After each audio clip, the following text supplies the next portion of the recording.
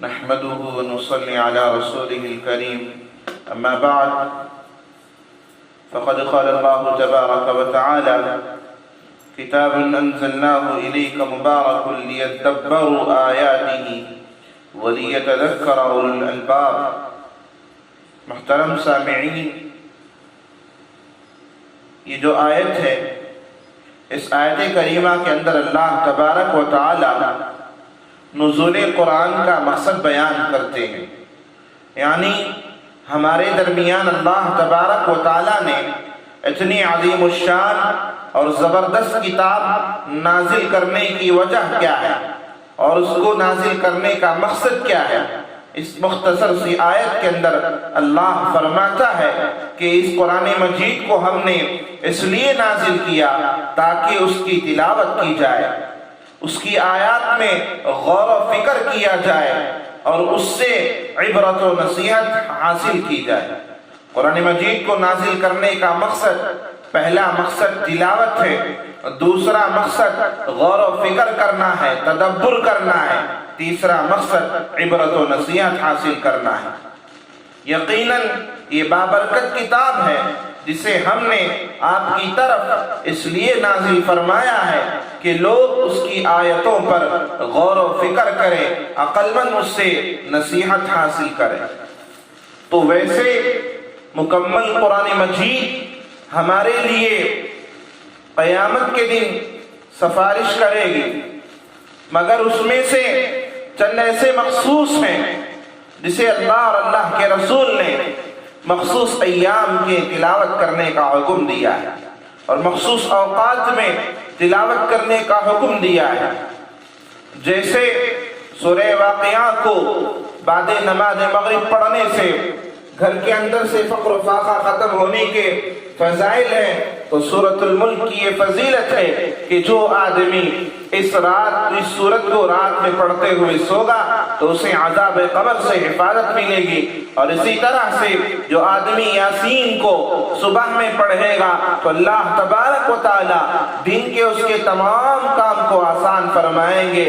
اور اسی طرح سے میرے دوستو، آج جمعے کا عظیم الشان دن ہے، تو اس جمعے کے دن کے لیے بھی علماء احادیث کے اندر سرکار دو عالم صلی اللہ علیہ وسلم نے سرکار دو عالم صلی اللہ علیہ وسلم نے ہمیں سورۃ الکہف پڑھنے کا حکم دیا ہے۔ سورۃ الکہف قرآن کریم کی ایک عظیم سورت ہے جسے اللہ کے رسول صلی اللہ علیہ وسلم نے جمعے کے دن پڑھنے کی ہمیں ترغیب دلائی ہے۔ چنانچہ ابن عمر رضی اللہ تعالیٰ عنہ بیان کرتے ہیں کہ رسول اللہ صلی اللہ علیہ وسلم نے فرمایا، جس نے جمعے کے دن سورۃ الکہف پڑھا اس کے قدموں کے نیچے سے لے کر آسمان تک نور پیدا ہوتا ہے جو قیامت کے دن اس کے لیے روشن ہوگا، اور اس دونوں جمعوں کے درمیان والے گناہ معاف فرما دیے جاتے ہیں۔ محترم سامعین، کتنا چھوٹا عمل ہے لیکن اس کا ثواب کتنا بڑا ہے، اندازہ لگائیے۔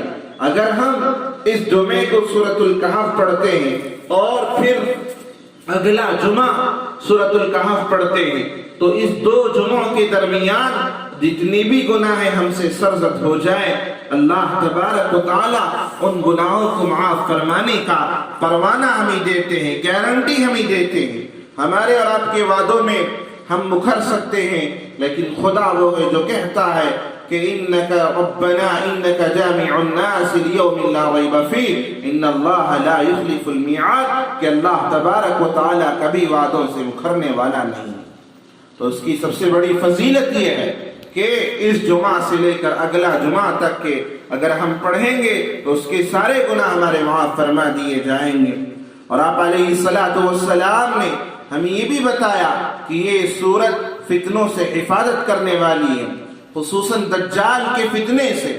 جو آدمی سورہ کہف کو پڑھے گا اللہ تبارک و تعالی، اور جو آدمی سورہ کہف کو پڑھے گا اور سورہ کہف کی 10 آیات کو یاد کر لے گا، اسے اللہ تبارک و تعالی دجال کے فتنے سے محفوظ فرمائیں گے۔ چنانچہ ابو درداء رضی اللہ تعالیٰ عنہ سے روایت ہے کہ نبی کریم صلی اللہ علیہ وسلم نے فرمایا جس نے سورہ کہف کی پہلی 10 آیات حفظ کر لے، یاد کر لے، اسے دجال کے فتنے سے محفوظ کر لیا جائے گا۔ اور آگے یہ بھی فرمایا تم میں سے جو اسے یعنی دجال کو پائے تو اس کے سامنے سورہ کہف کی ابتدائی آیات کو پڑھ لے۔ سامعین، سورہ کہف 4 قصوں پر مشتمل ہے جو بڑے ہی قابل عبرت و نصیحت ہیں، جن میں سے آپ کے سامنے 1-2 قصے بیان کیے جاتے ہیں۔ اگر آپ کی درخواست ہو تو ضرور انشاءاللہ اگلا 2 قصہ بھی آپ کے سامنے بیان کیا جائے گا۔ سورۃ الکہف میں جو 2 پہلے آج 2 قصے بیان کیے جائیں گے، ان میں سے ایک غار والوں کا قصہ ہے۔ اس صورت میں سب سے پہلے دین و ایمان میں پیش آنے والے فتنے کا ذکر ہے۔ وہ اس طرح کہ ایک ظالم و جابر بادشاہ تھا جو اپنی قوم کو غیر اللہ کی عبادت کی دعوت دیتا تھا۔ چنانچہ کچھ نوجوانوں جو اللہ پر ایمان رکھنے والے اور عقیدہ توحید پر قائم رہنے والے تھے، اس بادشاہ کی دعوت کے خلاف کھڑے ہوئے اور انہوں نے توحید کی صدا بلند کی۔ اس سلسلے میں انہوں نے اللہ سے دعا کی اور اپنے دین و ایمان کی حفاظت کے لیے اللہ کی پناہ طلب کیا، جیسا کہ جس کے تعلق سے اللہ تبارک و تعالیٰ کا فرمان ہے اذ اول الفتية الى الكهف فقالوا ربنا آتنا من لدنك رحمة وهيئ لنا من امرنا رشدا۔ جب وہ نوجوان غار میں پناہ لیے اور انہوں نے کہا کہ اے پروردگار ہم کو اپنی رحمت خاص سے نواز اور ہمارا معاملہ درست کر دے۔ چنانچہ اللہ نے ان کو پناہ دے دیا اور وہ غار میں تقریباً 309 سال تک پڑے رہے۔ ایک طویل عرصے کے بعد جب اللہ نے انہیں نیند سے بیدار کیا تو ماحول بدل چکا تھا، لوگ بدل چکے تھے۔ جس بستی کے لوگ شرک و بت پرستی میں ڈوبے ہوئے تھے وہ اب عقیدہ توحید کے پرستار بن گئے تھے۔ اس واقعے سے یہ نصیحت ملتی ہے کہ انسان اپنے دین و ایمان کے بارے میں فتنے اور آزمائش میں ڈالا جا سکتا ہے، مگر اس سے بچنے کا طریقہ یہی ہے کہ انسان ہر حال میں اللہ کی رسی کو مضبوطی سے تھامے رکھے، کیونکہ اللہ کا دوسرا وعدہ یہ بھی ہے وَمَن يَعْتَصِم بِاللَّهِ فَقَدْ هُدِيَ إِلَى صِرَاطٍ مُسْتَقِيمٍ۔ جو شخص اللہ کے دین کو مضبوط تھام لے تو بلا شبہ اسے راہ راست دکھایا جائے گا۔ اس سلسلے میں ایک اور راستہ اور وسیلہ جو بہت ہی معاون اور مددگار ثابت ہوتا ہے وہ یہ ہے کہ انسان نیک لوگوں کی صحبت اختیار کرے تاکہ غفلت و نسیان کی صورت میں وہ اس کی تنبیہ کر دیں گے۔ اور دوسرا واقعہ جو ہے وہ ایک غار والوں کا، دوسرا واقعہ 2 قصے والوں کا ہے۔ دوسرا واقعہ 2 باغ والوں کا ہے۔ وہ 2 باغ والوں کا کیا واقعہ ہے؟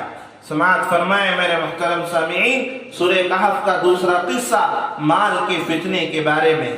2 باغ والے کا قصہ جسے اللہ نے بہت ساری نعمتوں سے نوازا تھا۔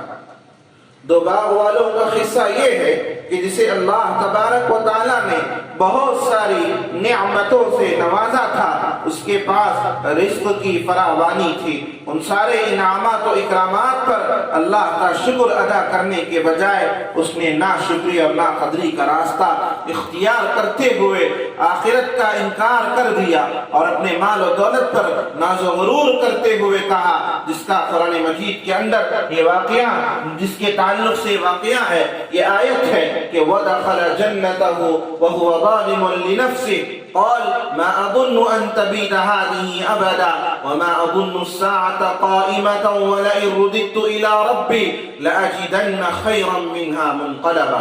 پھر وہ اپنی جنت میں داخل ہوا اور اپنے نفس کے حق میں ظالم بن کر کہنے لگا، میں نہیں سمجھتا کہ دولت کبھی فنا ہو جائے گی اور مجھے توقع نہیں ہے کہ قیامت کی گھڑی کبھی آئے گی، تاہم اگر کبھی مجھے اپنے رب کے حضور पलटाया भी गया तो जरूर उससे भी ज्यादा शानदार जगह पाऊंगा।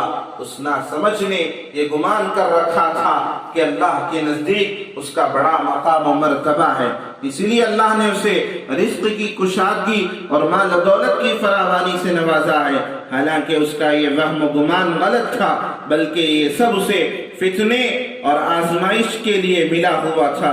अल्लाह फरमाता है वनबलूकुम बिश्शर्रि वल खैरि फितना व इलैना तुरजऊन, और हम अच्छे और बुरे हालात में डालकर तुम सब की आजमाइश कर रहे हैं, आखिरकार तुम्हें हमारी ही तरफ पलटना है। इस बाग वाले को अल्लाह का एक नेक बंदा मिला जो उसे नसीहत करता और अल्लाह से डराता, उसे भलाई का हुक्म देता और बुराई से रोकता था। उस बंदे ने उसे अल्लाह की नियामतों को याद दिलाकर अल्लाह का शुक्र अदा करने की नसीहत की और कहा वलौला इज़ दखलत जन्नतक कुल्त मा शा अल्लाह ला कुव्वता इल्ला बिल्लाह, और जब तू अपनी जन्नत में दाखिल हो रहा था तो उस वक्त तेरी जुबान से ये क्यों ना निकला कि माशा अल्लाह ला कुव्वता इल्ला बिल्लाह। मगर वो शख्स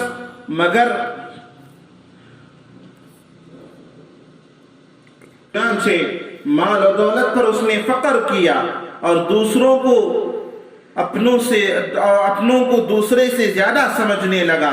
लोगों के सामने गुरूर और तकब्बुर करने के नतीजे में अल्लाह ने उसके बागात को तबाह और बर्बाद कर दिया और उसे लोगों के लिए सामान इबरत बना दिया।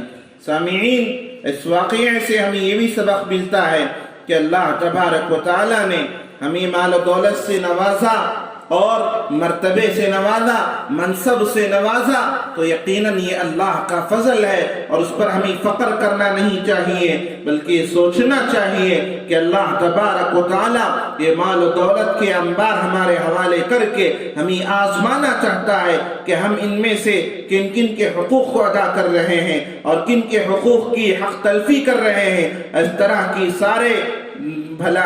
की सारी आजमाइशों में अल्लाह तबारक व तआला हमें आजमाना चाहता है। सामीईन, हमें चाहिए कि सूरतुल कहफ की हर जुमा नमाज जुमा से कब्ल पढ़ लेना चाहिए। अगर आपकी दरख्वास्त हो तो बकिया जो 2 किस्से हैं जो जिसके शान नुज़ूल में यानी इसी सूरत के अंदर जिसके ताल्लुकात से बयान हुए हैं, अगर आपकी दरख्वास्त हो तो ज़रूर इंशाअल्लाह वो 2 किस्से भी बयान किए जाएंगे। अगर आपको ज़रूरत है, आप चाहते हैं कि ये तवील हो, ये वाक़यात आपके सामने बयान किया जाए, तो ज़रूर आप कमेंट के अंदर बताएं। अल्लाह पाक से दुआ है कि अल्लाह पाक हमें सूरतुल कहफ को मामूल बनाने की तौफीक़ात से मालामाल फरमाए और दज्जाल के फितने से और तमाम तरह के फितनों से अल्लाह हमारी भरपूर हिफाजत फरमाए। आमीन। अस्सलामु अलैकुम व रहमतुल्लाहि व बरकातुहू।